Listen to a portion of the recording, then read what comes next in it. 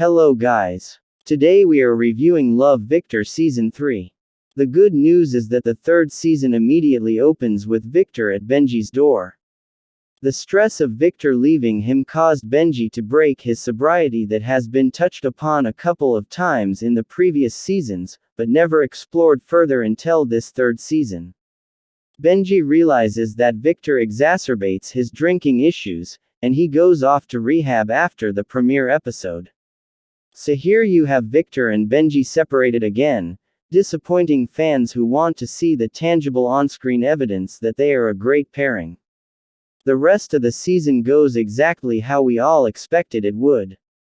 Victor and Benji have introspective healing that is necessary for them to come back together in the series finale, which they do on the iconic Ferris wheel that was first introduced in the film Love, Simon. But you know that age-old adage that the journey is more important than the destination. The writers of this show didn't really get that memo. The growth that occurs that allows for the Benji ship to eventually become an endgame is done on an individual level. There is no proof that the two teen boys are right for each other when the final credits roll. Victor learns that he isn't interested in hookup culture after his mother introduces him to a hot church boy in the area named Nico Greetham. They have a fling that transitions to a good discussion on casual intercourse, sexually transmitted diseases, and commitment. Victor is pushed back to Benji because he realizes that there just isn't the same spark with anyone else. Benji's part of the story is something we have been begging for since the show began. No longer just Victor's boyfriend, we finally get to learn about some of the hardships he experienced through flashback clips. Benji became an alcoholic as a way to cope with the homophobia that his father put him through in the years before the show. Rehab helps him, but when he thinks Victor has moved on to someone else, he decides it's time to move away from Creekwood High and start fresh.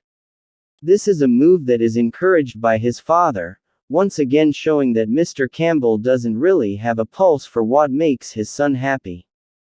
Benji decides that the happiness he feels with Victor can be greater than the stress that also comes with their relationship.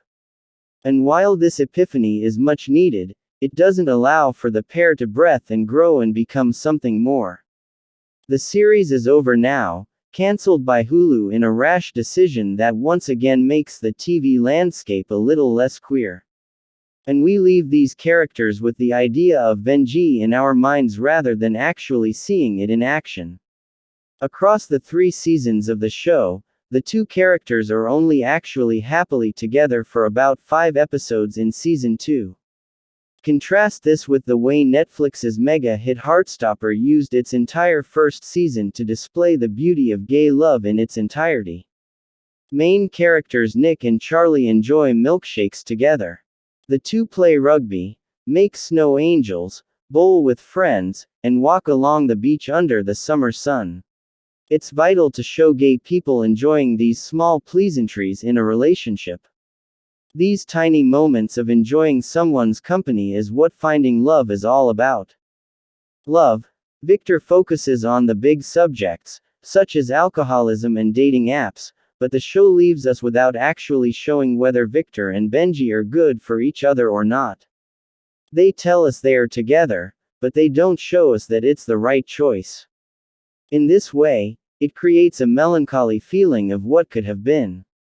The show's legacy will be that they hit the big home runs when they had to, exploring topics that LGBTQ+ youth need to see on screen and choosing the relationship that the fans wanted to come to fruition.